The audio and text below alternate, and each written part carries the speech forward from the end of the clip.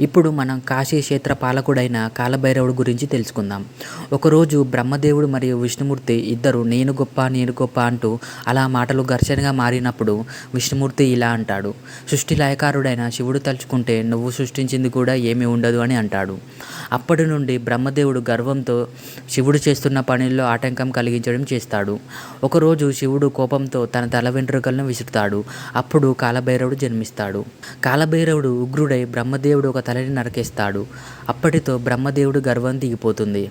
తరువాత బ్రహ్మదేవుడు కపాలం కాలభైరవుడి చేతి నుండి విడిపోదు. దానినే బ్రహ్మ కపాలం అని అంటారు. బ్రహ్మదేవుడు బ్రాహ్మణుడు కాబట్టి బ్రహ్మత్య పాతకం నుండి విముక్తి పొందడానికి దేశయాటన చేస్తాడు కాలభైరవుడు. ఎక్కడికి వెళ్ళినా బ్రహ్మకపాలం చేతి నుండి విడిపోదు.